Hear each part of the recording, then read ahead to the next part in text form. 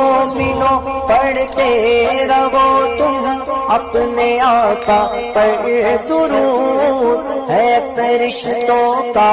وظیفہ الصلاۃ والسلام۔ امام اہل سنت رفیع الدرجت سیدی سرکار اعلیٰ حضرت امام احمد رضا خان فاضل بریلوی محدث بریلوی محقق بریلوی رضی اللہ تعالیٰ عنہ ہم سب کے آقا کی شان میں کہتے ہیں، نعمتیں بانٹتا جس سمت وہ ذیشان گیا، نعمتیں بانٹتا جس سمت وہ ذیشان گیا، ساتھ ہی منشی رحمت کا قلم دان گیا، انہیں جانا انہیں مانا نہ رکھا غیر سے کام، انہیں جانا انہیں مانا نہ رکھا غیر سے کام، للہ الحمد میں دنیا سے مسلمان گیا، جان و دل ہوش و خرد سب تو مدینہ پہنچے،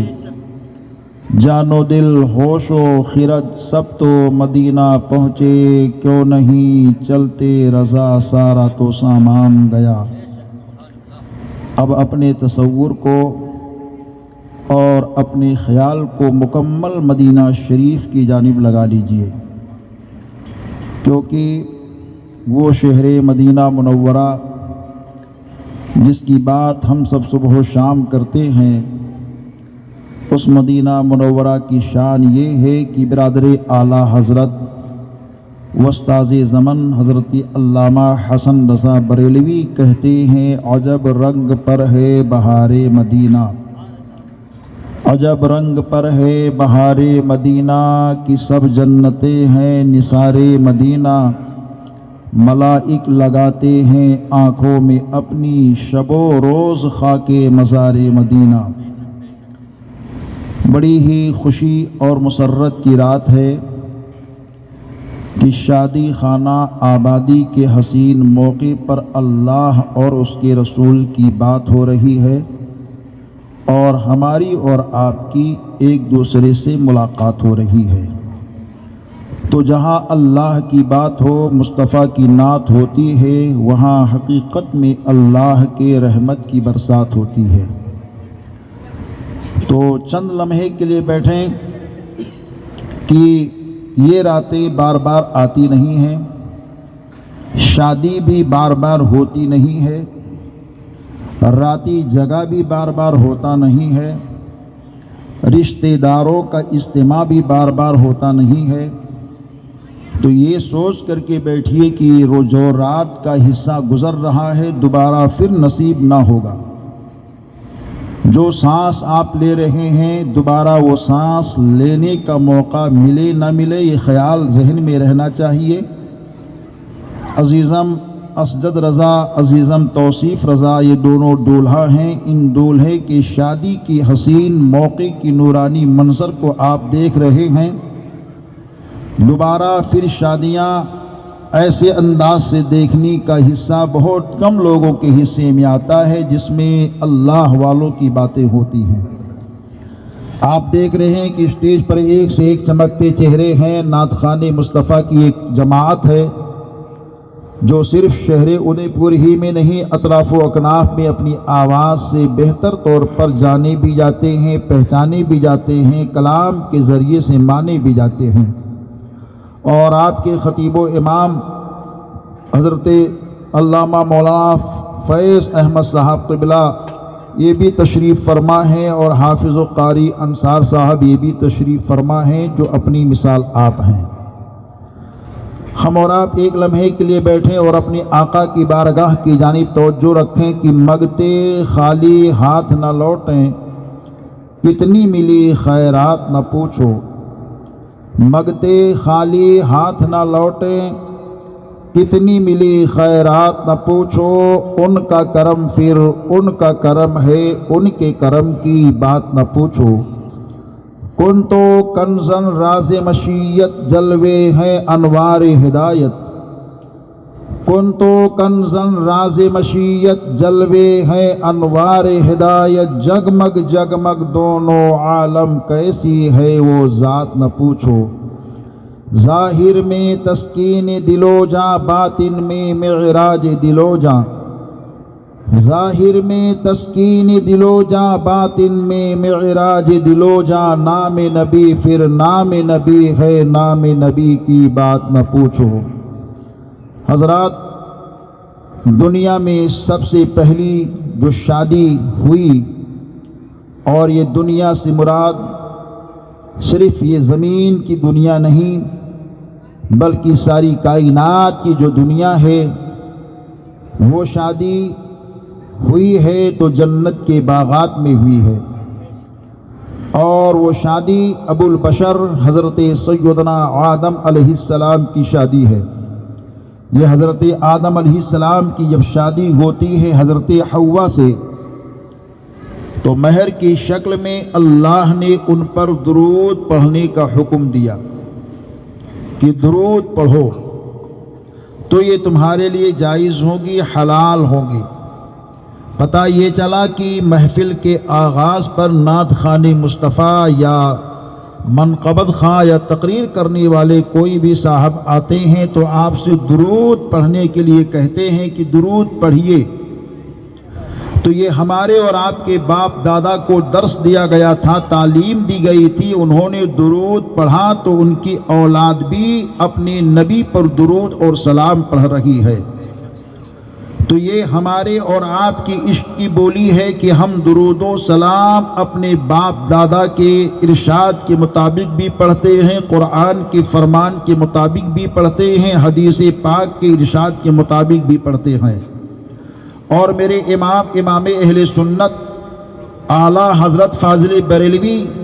تو یہ کہتے ہیں کہ اپنے حبیب پر کتنے درود پڑھو، کتنے سلام پڑھو، اس کی کوئی حد نہیں۔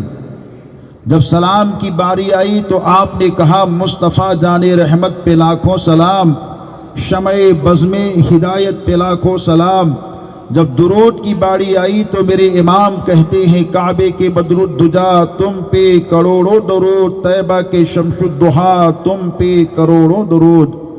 بے شمار شادیاں ہوئی ہیں، اس دور سے لے کر آج تک ہو رہی ہیں، صبح قیامت تک ہوتی رہے گی، لیکن ایک شادی ایسی زمین و آسمان کے مابین ہوئی ہے کہ اگر وہ شادی وجود میں نہ آتی تو کائنات میں کسی کو شادی کا ماحول دیکھنا نصیب نہ ہوتا۔ اگر وہ شادی نہ ہوتی تو سب کی شادیاں بے شادی ہو جاتی۔ اگر وہ شادی نہ ہوتی تو دنیا انسانیت کے اندر نہ چلنے کا شعور ہوتا، نہ اٹھنے کا دستور ہوتا۔ وہ کون سی شادی ہے؟ وہ ہے حضرت سیدنا عبداللہ کی شادی، وہ ہے حضرت سیدہ آمنہ کی نورانی شادی۔ ایسی حسین شادی ہے کہ اس شادی کے بعد ہی میں شادیاں بجنی شروع ہو گئی ہیں، اور آئے ہیں ان کی تیزی عظمت سے ایسے لال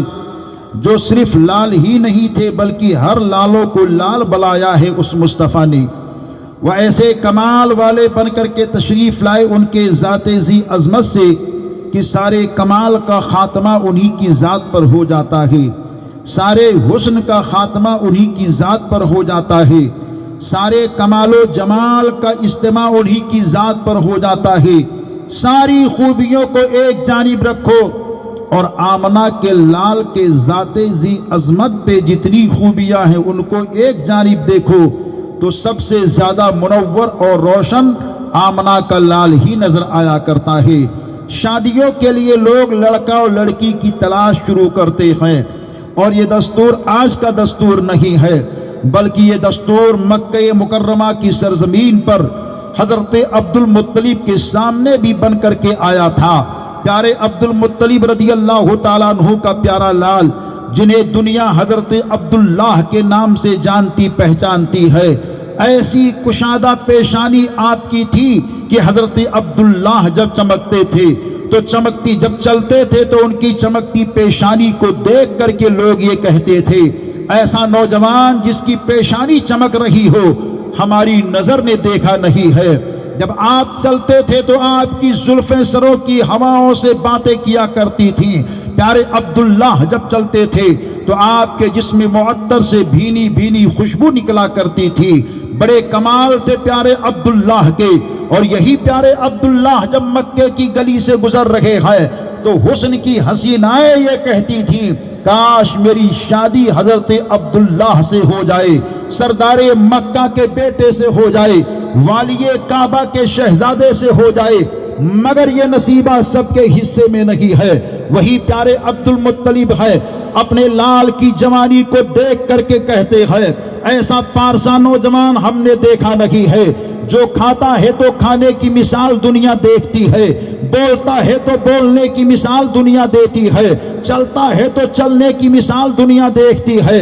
ایسا حیا والا نوجوان، ایسا طیب و طاہر نوجوان جس کی طہارت کی مثال دی جا رہی ہے، اس نوجوان کے لیے رشتے کو دیکھتے حضرت عبد المطلب مکے کے گھر گھر کو آپ نے دیکھا، مگر ان کے مد مقابل پارسائی کی کوئی لڑکی نظر نہیں آ رہی ہے۔ مکے کی گلیاں دیکھتے جا رہے ہیں، اس نوجوان کے لیے کوئی پاکیزہ لڑکی مل جائے، یہاں تک کہ خاندانوں کو دیکھا آپ نے، قریش کے قبیلے کو دیکھا آپ نے، مگر کوئی لڑکی نظروں میں جستی نہیں ہے۔ چلتے چلتے صحن کعبہ میں پہنچ گئے، اور پہنچنے کے بعد میں طواف کعبہ آپ نے کیا۔ طواف کعبہ کرنے کے بعد میں حضرت عبد المطلب محراب کعبہ کے پاس آتے ہیں اور اپنے ہاتھ کو محراب کعبہ پر لگاتے ہیں، ٹچ کرتے ہیں اور کہتے ہیں اے کائنات کے نظام کو چلانے والے خالق و مالک، کوئی ایسا رشتہ بھیج دے جو پاکیزہ لڑکی ہو،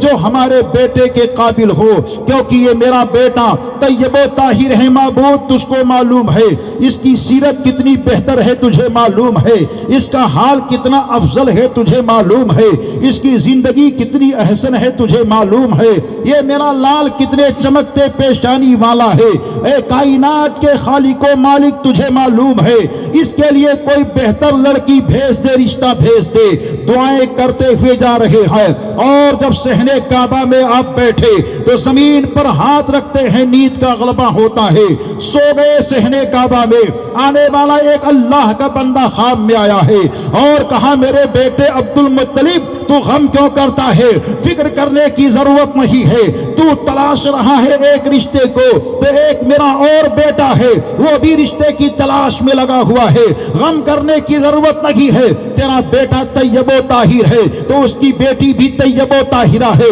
تیرا بیٹا اگر پارسا ہے تو اس کی بیٹی بھی پارسا ہے، تیرا بیٹا چمکتی پیشانی والا ہے تو اس کی بیٹی بھی چمکتی شان والی ہے، تیرا بیٹا اگر کمال والا ہے تو اس کی بیٹی بھی کمال والی ہے، تیرا بیٹا اعلیٰ نسب والا ہے تو اس کی بیٹی بھی اعلیٰ نسب والی ہے، تیرا بیٹا عالی شان والا ہے تو اس کی بیٹی بھی عالی شان والی ہے۔ اے میرے پیارے بیٹے غم کرنے کی ضرورت نہیں ہے۔ چنانچہ خام میں آنے والے بزرگ نے جیسے ہی کہا تو برجستہ یہ کہتے ہیں آپ کہنا کیا چاہتے ہیں، وہ رشتہ کہاں ہے؟ تو آپ کہتے یثرب کی سرزمین پر ایک رشتہ ہے جس کا نام پیارا وہب ایسا وہب ہے، جس کی بیٹی طیبہ طاہرہ ہے، جس کی بیٹی پارسا ہے، اس کی شہزادی کا نام آمنہ ہے، اس سے اپنے بیٹے کا رشتہ تو طے کر دے، تیرا بیٹا با کمال والا ہے تو اس کی بیٹی بھی با کمال والی ہے۔ چنانچہ حضرت عبد المطلب یہ کہتے ہیں اے خام میں آنے والے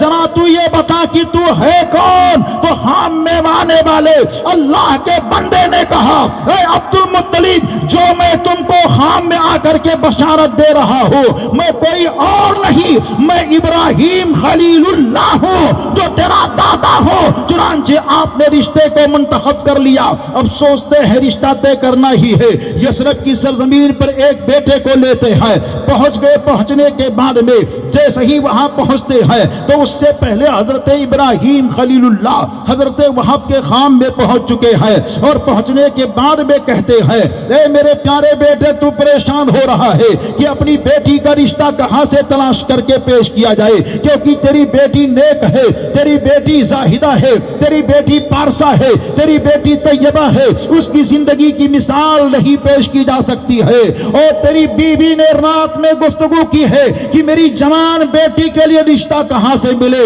تو غم کرنے کی ضرورت نہیں ہے، مکہ شہر سے ایک رشتہ آ رہا ہے جو والی کعبہ کا بیٹا ہے، سردار قریش کا بیٹا ہے، ہاشم کے خاندان کا بیٹا ہے، اس شہزادے کا نام عبداللہ ہے، اور آنے والا جو آ رہا ہے اس کا نام عبد المطلب ہے۔ اس رشتے کو تو قبول کر لینا۔ تاریخ یہ کہتی ہے حضرت عبد المطلب جب شہر میں پہنچ گئے، حضرت وہب کے گھر پہ پہنچتے ہیں، صبح کا سفیدہ نمودار ہونے والا ہوتا ہے، مکان کے دروازے کی کنڈی کو آپ نے کھٹکھٹائی ہے، جیسے ہی دروازہ کھولا حضرت وہب نے اس دور کے مطابق سلام کو پیش کیا اور کہا آئیے گھر میں آئیے، کیسے آنا ہوا؟ تو بولتے میں آیا نہیں ہوں، میں بھیجا گیا ہوں۔ کہا کس نے بھیجا ہے؟ کہا مجھ کو میرے جد کریم ابراہیم خلیل اللہ نے بھیجا ہے۔ اتنا سننا ہوتا ہے۔ حضرت وہب کہتے ہیں ٹھیک ہے، میرے خام میں بھی وہی آئے تھے اور مجھ کو کچھ باتیں کہہ کر کے گئے ہیں،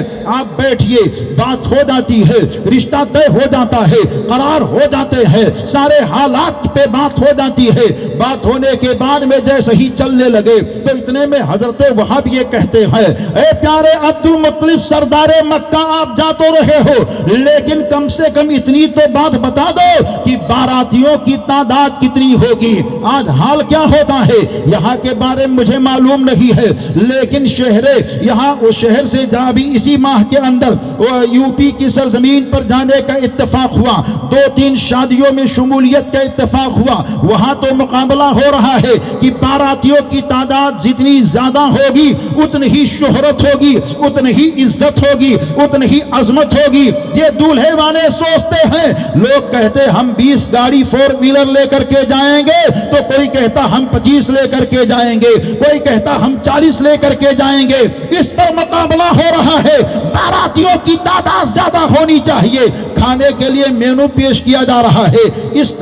قسم کا کھانا چاہیے، ناشتے میں یہ چاہیے، شربت میں یہ چاہیے، چائے میں یہ چاہیے، کافی میں یہ چاہیے، ایسے ایسے کھانے کی لسٹ پیش کی جا رہی ہے۔ مگر اور درس لو سردار مکہ سے، جب حضرت وہب نے کہا باراتیوں کی تعداد کتنی ہوگی تو حضرت عبد المطلب یہ کہتے ہیں باراتیوں کی تعداد زیادہ نہیں ہوگی، میرے بیٹے کے باراتی بہت کم لوگ ہوں گے۔ کہا نہیں بتا دیجئے باراتیوں کی تعداد کتنی رہے گی، کیونکہ آپ کے خاندان ہی میں بہت کافی لوگ ہیں اور آپ تو سردار مکہ ہیں، آپ کے ملنے والوں کا حلقہ بہت لمبا چوڑا ہے اور آپ کے بے شمار چاہنے ماننے والے ہیں، آپ کے تو 12 بیٹے ہیں، 12 بیٹوں کی اولاد کو دیکھا جائے، 12 بیٹوں کے ملنے جلنے والوں کو دیکھا جائے تو باراتیوں کی تعداد تو بہت زیادہ ہو جائے گی۔ آپ بتائیے آپ کے بیٹے کے باراتی کتنے رکھیں گے؟ تو حضرت عبد المطلب یہ کہتے ہیں آپ غم مت کیجئے، باراتیوں کی تعداد زیادہ نہیں ہوگی، باراتی زیادہ نہیں ہوں گے۔ لیکن وہ بار بار جب پوچھتے رہے تو حضرت عبد المطلب کہتے ہیں اے پیارے وہب، آپ کان کھول کر کے سن لیجئے، باراتی زیادہ نہیں ہوں گے، میرے بیٹے عبداللہ کی شادی میں باراتی صرف 11 ہوں گے۔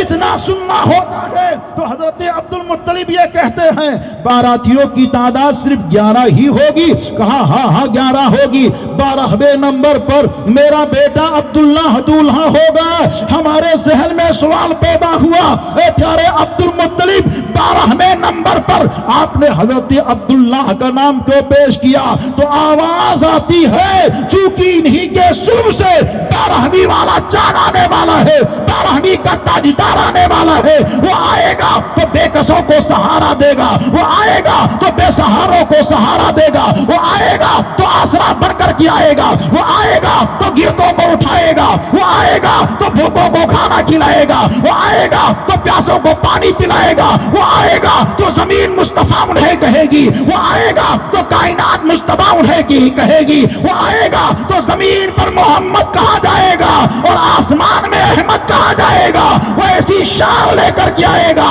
کہ نہ تو اس کے آنے کا کوئی جواب ہوگا، نہ کائنات میں اس کے چھانے کا کوئی جواب ہوگا۔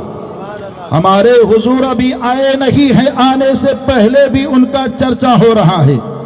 یہ پہلی شادی آمنہ کے لال پیارے عبداللہ کی ایسی ہے کہ جس شادی کی برکتیں ایسی حاصل ہوئی ہیں کہ کائنات میں ایمانداروں کے گھروں میں شادیاں نصیب ہوئی ہیں. اور حضرت آمنہ جب حضرت سیدہ آمنہ جب دلہن بن کر کے حضرت عبداللہ کے گھر آتی ہیں، آپ نے کچھ دن قیام کیا. قیام کرنے کے بعد میں جب لوٹ کر کے اپنی ماں کے گھر جا رہی ہیں تو ہوتا یہ ہے کہ ماں کے گھر جانے کے بعد میں آج بھی یہ دستور ہے کہ سہیلیاں پوچھتی ہیں دلہن سے کیسے کیسے حال گزرے، کیسے کیسے قال گزرے. اور اگر دلہن کچھ بات نہ بتائے اپنے سسرال کی تو اس سے بار بار عورتیں پوچھتی ہیں تیرا آدمی کس طرح ملتا جلتا تھا، کیا کرتا تھا، کیا منہ دکھائی ملی، کتنے پیسے ملے، نہ جانے کیا کیا باتیں. مگر سیدہ آمنہ سے درس لینی چاہیے عورتوں کو کہ سیدہ آمنہ لوٹ کر کے آئی ہیں اپنے ماں کے گھر تو آنکھوں سے آنسو بہ رہے ہیں، رو رہی ہے سیدہ آمنہ. آج کوئی دلہن اپنے شوہر کے گھر سے اپنے ماں باپ کے گھر آئے اور رونے لگے تو باپ بھی ہوگا پریشان، ماں بھی پریشان ہوگی،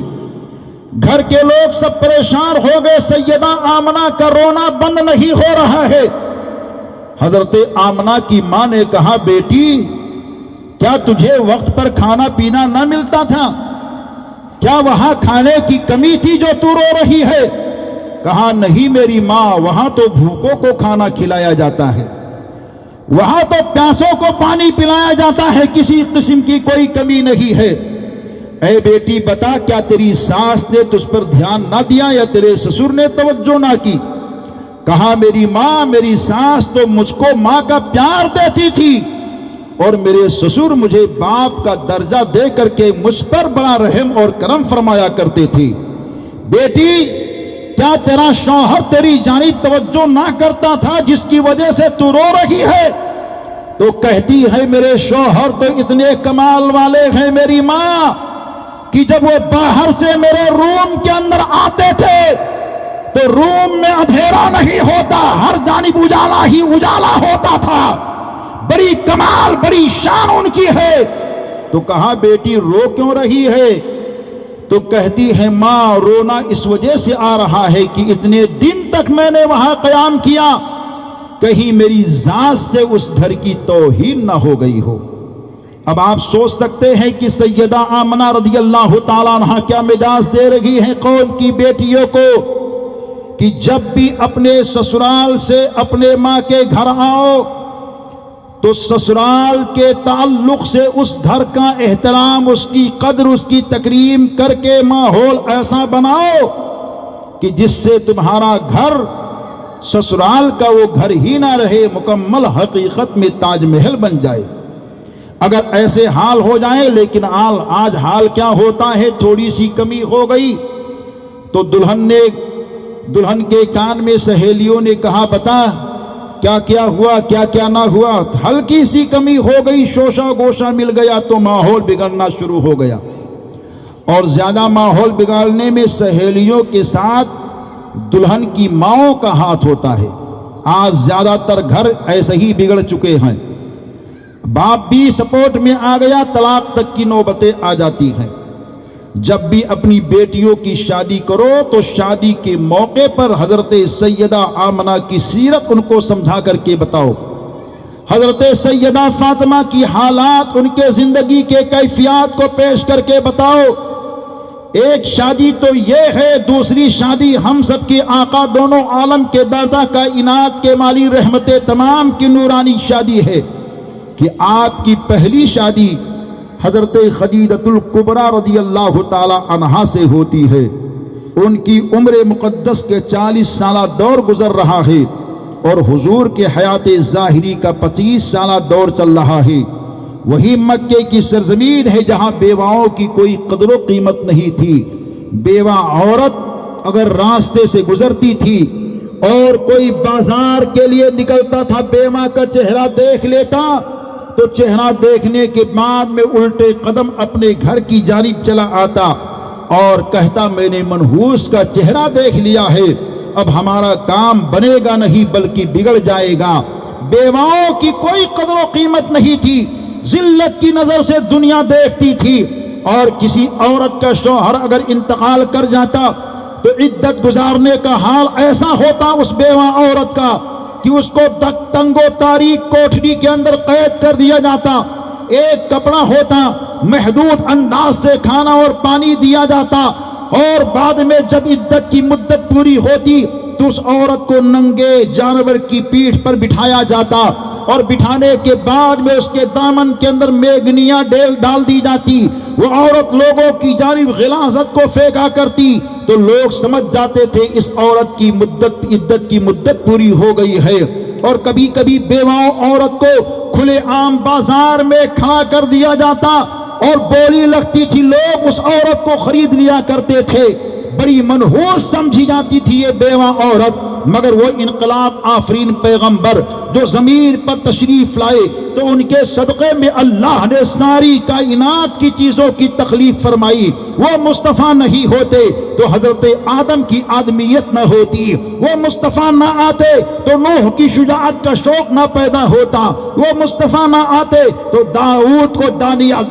کو لہنیت کا ماحول نہ ملتا، وہ مصطفیٰ نہ آتے تو حضرت سلیمان کو سلطنت نہ ملتی، وہ مصطفیٰ نہ آتے تو حضرت یوسف کو جمال نہ ملتا، وہ مصطفیٰ نہ آتے تو حضرت موسیٰ کو جلال نہیں ملتا۔ ارے ان کی شان تو ایسی ہے کہ اللہ نے سب انہی کے صدقے میں بنایا ہے، جبھی تو میرے اعلیٰ حضرت کہتے ہیں، سنیت کی شان کہتے ہیں، محبت کی پہچان کہتے ہیں، یا نبی اللہ آپ کی شان یہ ہے کہ زمین و سماء تمہارے لیے، مکین و مکان تمہارے لیے، چنین و چنا تمہارے لیے، اور آگے کہتے ہیں بنے دو جہاں تمہارے لیے۔ مزید میرے اعلیٰ حضرت کہتے ہیں تمہاری چمک، تمہاری دمک، تمہاری جھلک، تمہاری مہک، زمین و فلک، سما کو سمک میں سکہ نشان تمہارے لیے۔ تو وہ نبی یہ دو جہاں ہے جنہوں نے ایک بیوہ سے شادی کر کے تمام بیواؤں کے نصیبہ کو بلند و بالا فرما دیا ہے، اور ان کے ستارے کو اوج ثریا سے بھی اعلیٰ فرما دیا ہے۔ نبی یہ دو جہاں کی شادی جو ہوتی ہے بڑی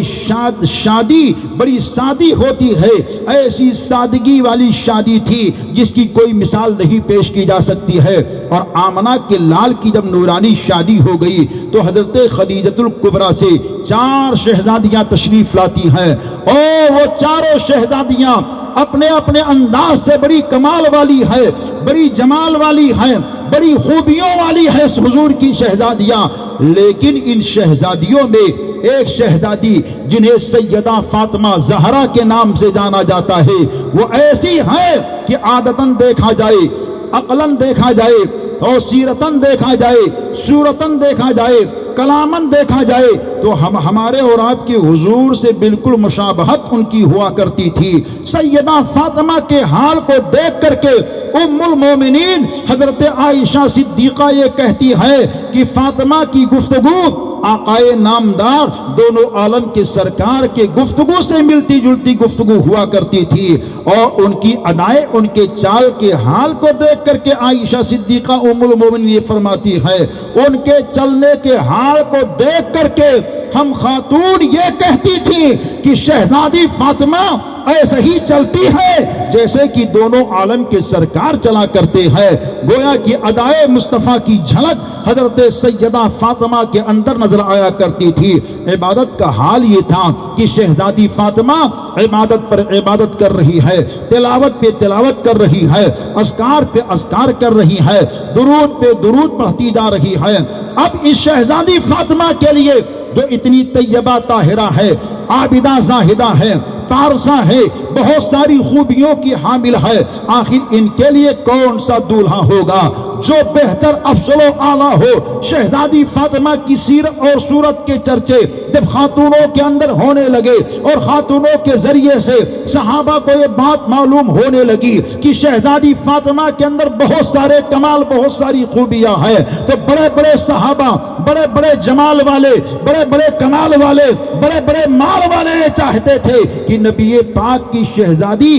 سیدہ فاطمہ سے ہمارا نکاح ہو جائے، ہماری شادی ہو جائے، مگر یہ نصیبہ سب کے حصے میں نہیں تھا۔ یہ نصیبہ تو حضرت علی مرتضیٰ مشکل کشا حیدر کرار کے حصے میں تھا۔ چنانچہ علی مرتضیٰ مشکل کشا کے پاس میں حضرت ابو بکر صدیق اور حضرت عمر فاروق پہنچے اور کہا بھائی کب تک اونٹ کو چراؤ گے؟ اونٹ کو ایک جگہ باندھو، حضور کی بارگاہ میں پہنچو اور شہزادی فاطمہ سے اپنے رشتے کے لیے حضور سے عرض کرو۔ چنانچہ علی شیر خدا کہتے ہیں میرے دل کی تمنا یہ تھی کہ واقعی شہزادی فاطمہ سے اگر میری شادی ہو جائے تو بہت بہتر اور افضل ہو، لیکن کیا بتاؤ ہمت نہیں ہو پا رہی تھی۔ اب آپ دونوں نے ہمت کو بڑھایا ہے تو حضرت علی مرتضیٰ مشکل کشا چلے، آپ نے اونٹ کو باندھا اور باندھنے کے بعد میں حضور کی بارگاہ میں پہنچے اور جیسے ہی دروازے کی کنڈی کو آپ نے کھٹکھٹائی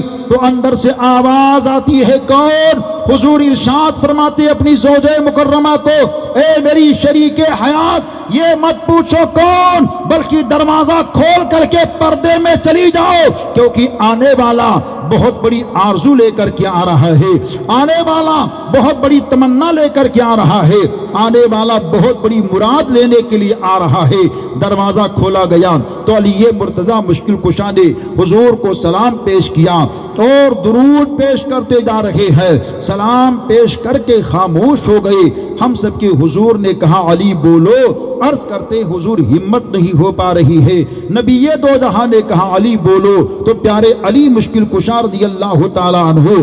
اپنے انداز سے کہتے جا رہے ہیں حضور آپ نے مجھ کو کھلایا ہے پلایا ہے، آپ نے میری پرورش کی ہے، بہت سارے احسانات آپ کے ہیں، یہ کہہ کر کے پھر خاموش ہو گئے۔ اتنے میں اللہ کا فرشتہ حضور کے بارگاہ میں حاضر ہوتا ہے اور عرض کرتا ہے یا رسول اللہ، اللہ نے آپ کو سلام پیش کیا ہے اور یہ خوشی کی خبر دی ہے کہ عرش اعظم پر علی و فاطمہ کے نکاح کو رب نے طے فرما دیا ہے، زمین پر آپ اس کا اعلان فرما دیجئے۔ تو ہم سب کے حضور نے اعلان فرمایا اور پیارے علی سے کہا علی کیا تمہارے پاس کچھ مال ہے جس سے شادی کی تیاری ہو سکے؟ عرض کرتے آقا میرے پاس کوئی زیادہ مال نہیں ہے، ایک زرہ ہے۔ تو حضور نے کہا زرہ کو بیچ دو۔ مدینہ شریف کے بازار میں پہنچے، زرہ کو بیچنا چاہا تو خریدار کی شکل میں حضرت عثمان ذوالنورین آئے اور کہا اے علی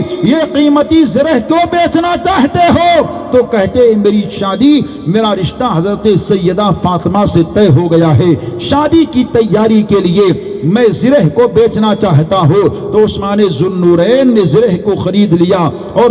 خریدنے کے بعد میں منہ مانگی رقم پیارے علی کو دے دی اور زرہ بھی واپس کر دیا۔ اے میرے بھائی علی یہ زرہ میں تم کو تحفے کی شکل میں دے رہا ہوں۔ حضرت علی نے کہا کیا وجہ ہے؟ تو کہتے ہیں چونکہ دنیا انسانیت میں ساری خاتونوں کی شہزادیوں میں ایک شہزادی سیدہ فاطمہ جن کی عبادت کا کوئی جواب نہیں، طہارت کی کوئی جواب نہیں، سجدے کا کوئی جواب نہیں، رکوع کا کوئی جواب نہیں، پرہیزگاری کی کوئی جواب نہیں، ایسی پیاری نبی کی شہزادی سے تمہارا رشتہ ہو رہا ہے تو تحفے کی شکل میں یہ زرہ میں تم کو دے رہا ہو، کیونکہ تم دولہا بن رہے ہو تو کسی اور کے دولہا نہیں بن رہے ہو، تم دولہا بن رہے ہو تو خاتون جنت سیدہ فاطمہ زہرا رضی اللہ تعالی عنہا کے دولہا بن رہے ہو۔ یہ پیارے علی مرتضیٰ مشکل کشا کی شان ہے کہ آپ دولہا ہیں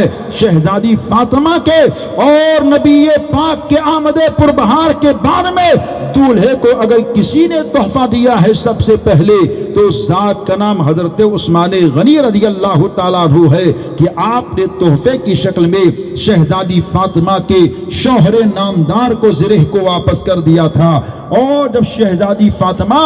دلہن بنتی ہے ہمارے اور آپ کے حضور پہنچے شہزادی فاطمہ کے پاس اور کہا اے بیٹی علی کے ساتھ تیرا نکاح کیا جا رہا ہے اور 400 مسقال مہر کے متعین کیے گئے، کیا تجھے منظور ہے؟ تو شہزادی فاطمہ کہتی ہیں ابا حضور علی تو منظور ہے مگر یہ مہر ہمیں منظور نہیں ہے۔ آواز آتی ہے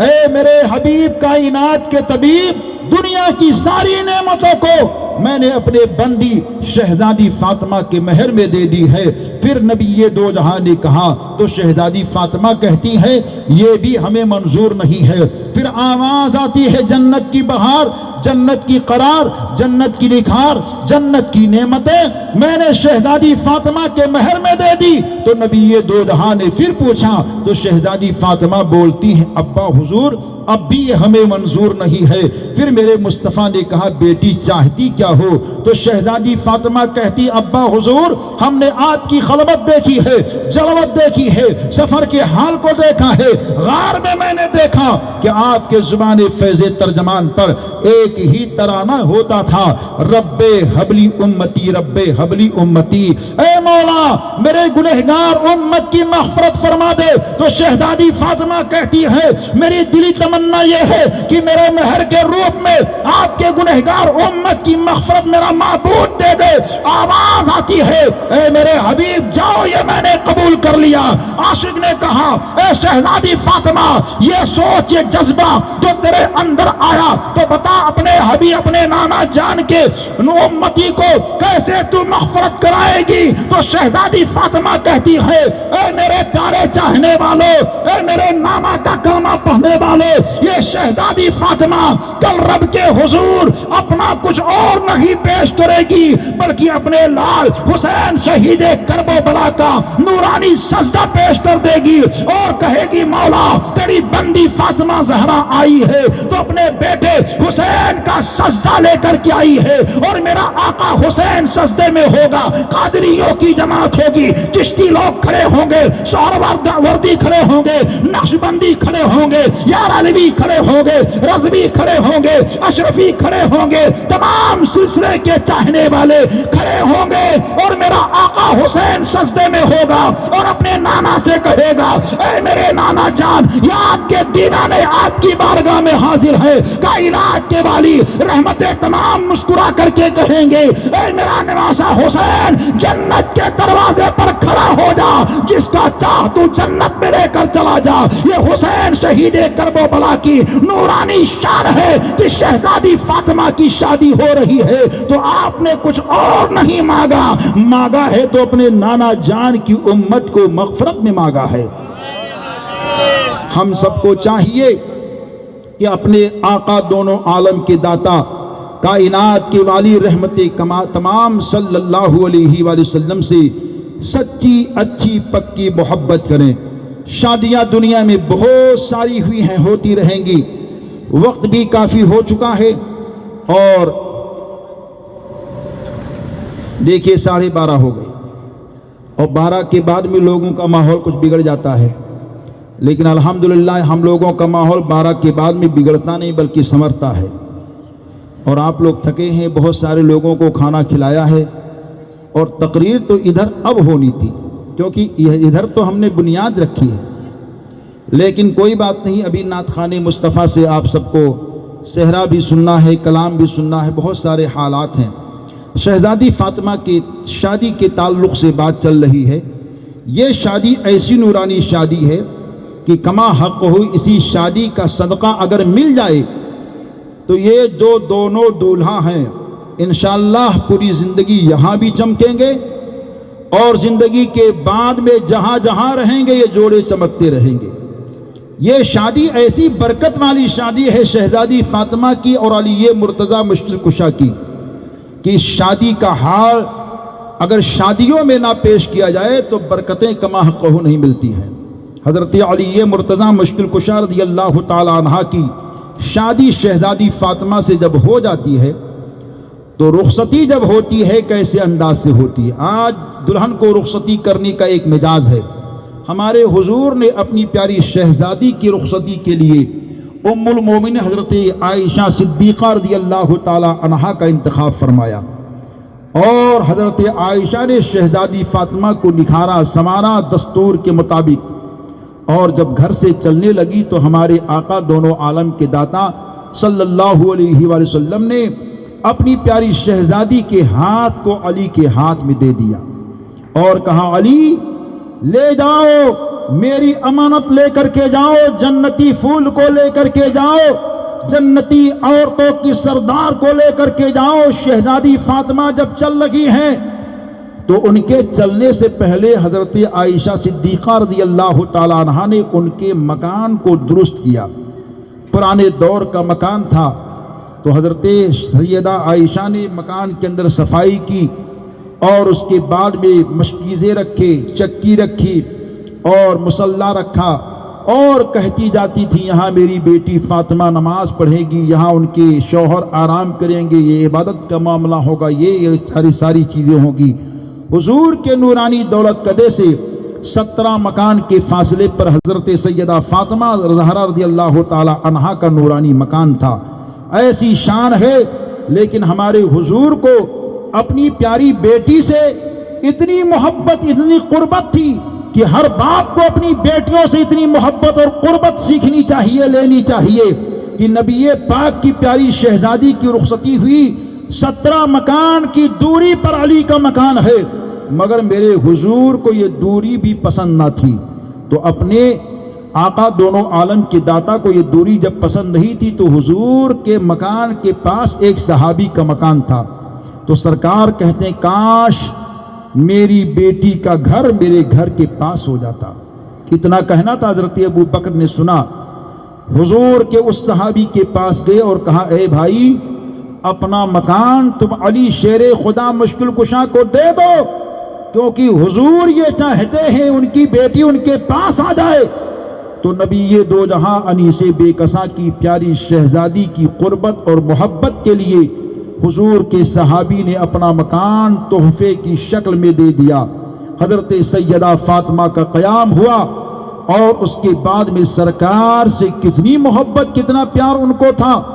کتنے کمال، کتنے فضائل ان کے اندر تھے، نوری نکہتیں کس طرح ان کے در دولت سے کھلی ہیں۔ حضرت رسول پاک صاحب الاولاق سے لے کر تمام صحابہ کی سیرت کو دیکھو، اور علی فاطمہ مرتضیٰ کے سیرت و سوانح کو دیکھو، تو ان دونوں ذاتوں کی تاریخ کو جب دیکھیں گے آپ تو آپ کو کیا نظر آئے گا کہ حضرت ابو بکر طیب ہیں اور ان کی زوج مکرمہ طیبہ ہیں۔ پیارے ابو بکر عابد و زاہد ہیں تو ان کی بیوی عابدہ زاہدہ ہیں۔ حضرت عمر کو دیکھیں تو وہ بھی طیب و طاہر، ان کی بیوی طیبہ طاہرہ۔ حضرت عثمان کو دیکھیں وہ طیب و طاہر، ان کی بیویاں سرکار کی شہزادیاں وہ بھی طیبہ طاہرہ۔ اس کے بعد میں اور بھی امام حسن و حسین کو دیکھیں، اور حضرت پیران پیر غوث اعظم دستگیر کو دیکھیں، ہند کے راجہ پیارے خواجہ کو دیکھیں کہ یہ سب طیب و طاہر ہیں اور ان کی بیویاں طیبہ طاہرہ ہے۔ تو اس کے بعد میں ان کی ذات سے جو اولادیں پیدا ہوتی ہے کتنی باکمال ہوا کرتی ہے، وہ تاریخ میں کہیں نہیں ملتا ہے۔ شادیاں بہتر کیجئے، اچھی جگہ کیجئے، اپنے لڑکوں کے لیے لڑکیاں لاؤ گھروں میں بہو بنا کر کے تو طیبہ طاہرہ دیکھ کر کے لاؤ، لڑکوں کو بھی طیب و طاہر بنا کر کے رکھو، تاکہ ان سے جو پھول کھلے، کمال والے پھول کھلے ہیں مدینہ طیبہ کے اندر شہزادی فاطمہ کے گھر۔ کیسے پھول کھلے ہیں کہ شہزادی فاطمہ کو اللہ نے جو کمال دیا ہے دنیا کی کسی عورت کو یہ کمال حاصل نہیں ہوا ہے۔ کون سا کمال ہے کہ دنیا کی عورت جب بالغ ہو جاتی ہے تو بالغ ہونے کے بعد میں مہینہ در مہینہ ناپاکی کا خون اس کے اندر، جسم کے اندر سے باہر آتا ہے، اور جب بچہ وہ جنتی ہے تو بچہ کے جننے کے بعد میں نفاس کا خون آتا ہے، لیکن شہزادی فاطمہ پوری زندگی کبھی بھی ان کو ناپاکی کا خون نہیں آیا، ایسی کمال والی ہے۔ حضرت امام حسن پیدا ہوتے ہیں، امام حسین پیدا ہوتے ہیں، امام محسن پیدا ہوتے ہیں، سیدہ زینب پیدا ہوتی ہے، مگر شہزادی فاطمہ کے جسم سے نفاس کا خون نہیں آیا۔ یہ بات جب بہت عام ہونے لگی تو امریکہ کے لوگوں نے کہا ہم نہیں مانتے ہیں کہ ایک عورت جو عناصر اربعہ سے پیدا ہو اس کے جسم سے ناپاکی کا خون نہ آئے، اور نفاس کا خون نہیں آئے بچہ کے پیدا ہونے کے بعد میں، ہم نہیں مانتے ہیں۔ چین والوں نے کہا ہم نہیں مانتے ہیں، انڈونیشیا کے لوگوں نے کہا ہم نہیں مانتے ہیں، جاپان کے لوگوں نے کہا ہم نہیں مانتے ہیں۔ تو شہر بریلی کے اندر عاشق مصطفیٰ اٹھا، جسے دنیا حق کی شان کہتی ہے، محبت کی پہچان کہتی ہے، صاحب کنز ایمان کہتی ہے، اعلیٰ حضرت سیدی امام احمد رضا خان کہتی ہے۔ وہ جواب دیتے ہیں اور کہتا ہے چین والوں سوچنے کی ضرورت نہیں ہے، اے انڈونیشیا والوں، اے جاپان والوں، اے امریکہ والوں، سوچنے کی ضرورت نہیں ہے۔ ارے جو جس سے پیدا ہوتا ہے اس کے جسم سے وہی آتا ہے۔ دنیا کی ساری عورتیں خون سے پیدا ہوئی ہیں تو ان کے جسم سے خون آتا ہے۔ شہزادی فاطمہ نور سے پیدا ہوئی ہے تو ان کے جسم سے نور آتا ہے۔ ایک نور کا نام حسن بنتا ہے اور دوسرے نور کا نام حسین بنتا ہے۔ جبھی تو میرے اعلیٰ حضرت کہتے ہیں تیری نسل پاک میں ہے بچہ بچہ نور کا، تو عین نور تیرا سب گھرانہ نور کا۔ بولیے سبحان اللہ، نعرہ بھی لگا دیا کرو کبھی کبھار، ہے نا۔ تیری نسل پاک میں ہے بچہ بچہ نور کا، تو ہے عین نور تیرا سب گھرانہ نور کا۔ تو نور حضرت سیدہ فاطمہ کے جسم سے آیا۔ یہ شعر کس نے کہا؟ اعلیٰ حضرت فاضل بریلوی نے اپنے آقا کی شان میں کہ حضور آپ نور ہیں، آپ کے گھر کے بچے بچے نور ہے۔ تو نبی پاک نے ایسا صدقہ اپنا دے دیا۔ شادی کے موقع پر نبی کی بات ہو رہی ہے، نبی کی نعت ہو رہی ہے، انشاءاللہ یہ صدقہ ملے گا، اور صرف ملے گا ہی نہیں بلکہ عادل جی، اختر جی اور اسدد جی، توصیف جی، یہ 4 شہزادے ہیں عزیزم محمد اکرم صاحب مرحوم کے۔ آج ان کی روح بھی اس منظر کو دیکھ رہی ہوگی کہ ان کے شہزادے دولہا بن رہے ہیں، روحانی سرپرستی ان کی حاصل ہوگی۔ مدینے کے سلطان کہہ رہے ہوں گے اے میرے دیوانے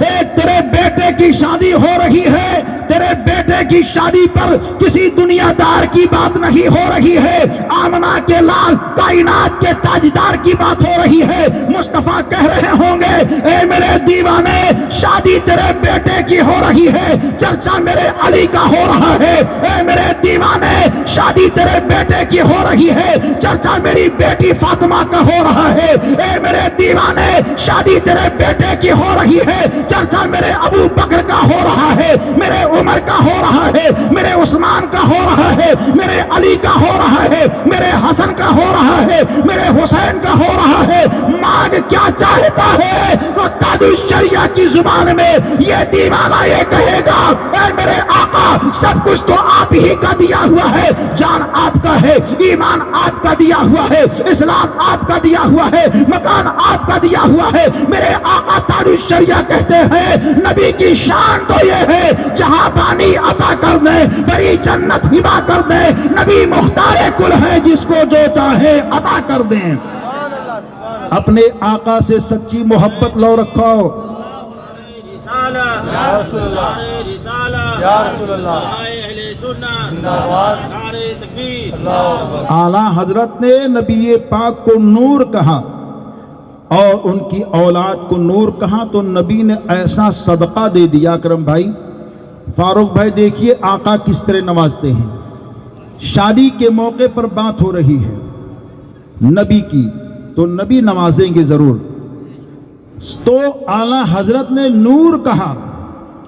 تو ہم سب کے حضور نے ان کے گھر میں نور والے بچے پیدا کر دیے۔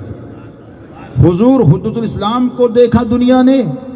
کہا ان کا چہرہ سورج کی طرح چمکتا تھا۔ حضور مفتی اعظم ہند آئے تو دنیا یہ کہتی تھی کہ ان کا چہرہ چاند کی طرح چمکتا تھا۔ حضور مفسر اعظم ہند تشریف لائے، دنیا یہ کہتی تھی بڑے نور والے چہرے تھے ان کے۔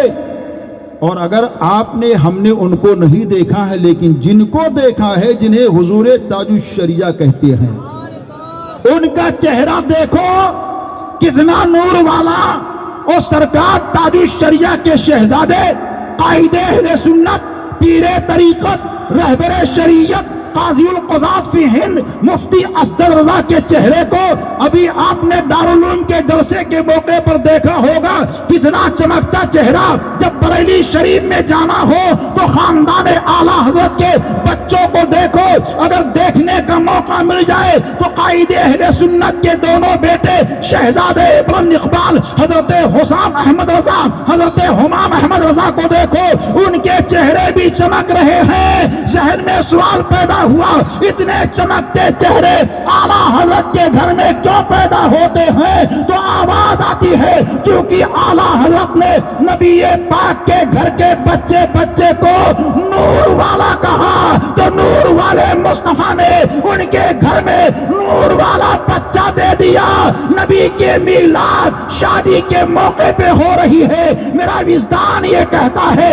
نبی کرم فرمائیں گے، حقیقت میں شادی خانہ آبادی خانہ بنے گا۔ اس سے جو پھول کھلیں گے اس سے گلیاں مہکیں گی، راستے مہکیں گے، آنگن کے اندر پھول کی بہار آئے گی اور دنیا دیکھ کر کے کہے گی حقیقت میں یہ راستے سے گزرنے والا کوئی عام نہیں جا رہا ہے، طیبہ کے سلطان کا سچا غلام جا رہا ہے۔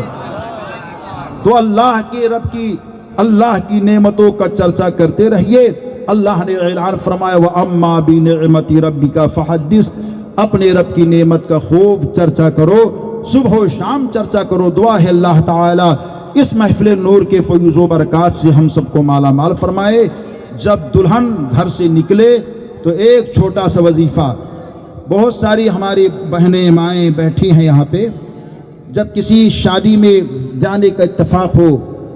اور دلہن سنور کر کے اپنے سسرال جائے تو دل ہی دل میں پہلے تو رونا دھونا بہت زیادہ ہوتا ہے، اور ہونا بھی ہوتا ہے۔ ایک دستور ہے کہ ایک بیٹی جو پیدائش سے لے کر اب تک اپنے ماں باپ کے گھر تھی وہ سب کو چھوڑ کر کے جا رہی ہے، دل عجیب سا ہوتا ہے، باپ کا بھی ماں کا بھی ہم سب کا ہوتا ہے۔ بیٹیاں جاتی ہیں بہت رونا آتا ہے، صحیح ہے، اور دل مغموم ہوتا ہے، ان کے حق میں دعا کرنی چاہیے۔ لیکن جب دلہن ہمت کر لے اور وہاں سے گھر سے جانے لگے تو اپنے دل میں آہستے آہستے رونا جیسے ہی کم ہو، ہمت کر لے وہ دلہن، اور یا رؤوفو یا رؤوفو یا رؤوفو کو گھر سے نکلتے وقت بسم اللہ پڑھ کر پڑھ لے، تو صوفیہ یہ بیان فرماتے کہ جو دلہن اس لفظ کو، اس اسم مبارک کو گھر سے نکلتے وقت پڑھ لیتی ہے، تا عمر اللہ تعالیٰ اس کے گھر میں محبت اور پیار کو قائم رکھتا ہے۔ وظیفہ بہت چھوٹا سا ہے لیکن تا عمر اس کی برکتیں حاصل ہوتی ہیں۔ ایسے ہی دولہا جب اپنی دلہن کو لے کر کے سسرال سے چلنے لگے، جیسے ہی چلے تو وہ بھی اس اسم مبارک کو پڑھے تو اس کی برکت یہ ہوگی کہ زندگی میں دونوں میں محبت رہے گی، پیار رہے گی، اور اس کی جو عورت ہوگی وہ اس کے ماں کی باپ کی وفادار رہے گی۔ تو یہ دعائیں ضرور عمل کرنی چاہیے، اللہ تعالیٰ اس کی برکت سے مالا مال فرمائے۔ استغفر اللہ ربی من کل ذنب واتوب الیہ۔ السلام علیکم ورحمۃ اللہ وبرکاتہ۔